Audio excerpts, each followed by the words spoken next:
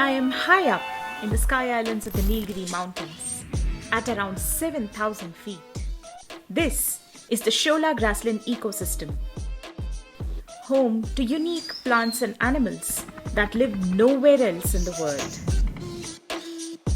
I am Radha Rangarajan, a wildlife photographer and filmmaker.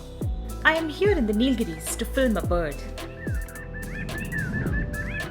The Nilgiri Laughingthrush has lived for 5 million years. It has survived everything, from changes in the climate to the arrival of new predators. Yet, there could be as few as 2,000 of them remaining in the wild. How is the bird coping now, when this beautiful landscape is changing so fast? Whatever the answer is, this will tell us something about many other species, not just the Nilgiri Laughingthrush.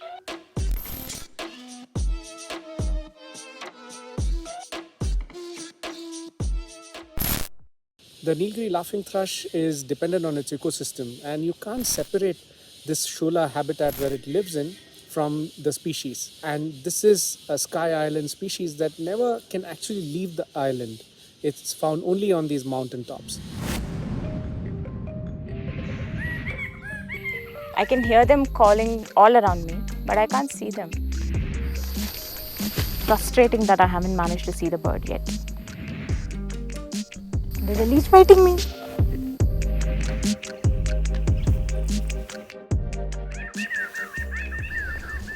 At this point, I feel like the laughing thrushes are laughing at me.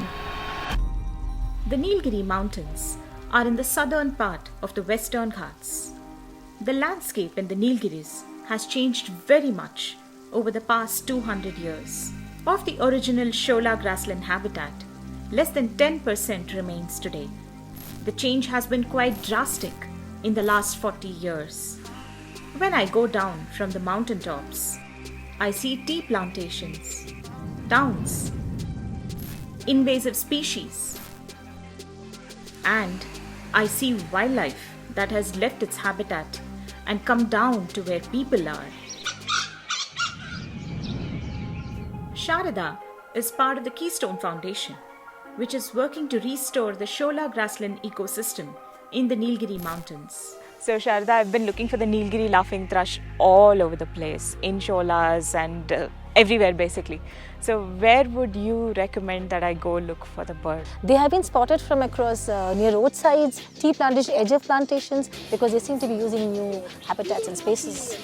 So I've been seeing wildlife outside of forest areas. Is this really widespread across the region? It's only in the early 2000s that people have observed the gores at least coming out of the forest, a long way off the forest into tea plantations. Bears actually coming down to look at bakeries and see what's on offer. The restoration work that Keystone Foundation is doing makes me hopeful that the animals of the Nilgiris will have wild habitats to go back to. And what's more, she also told me where I could find the Nilgiri Laughingthrush.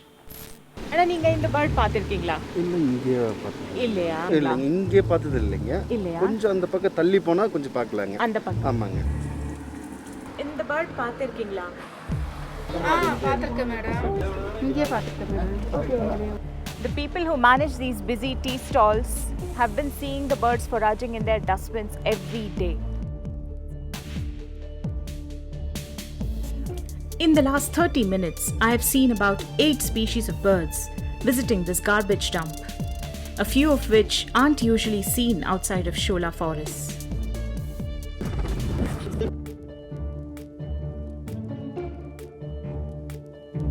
The laughingthrush.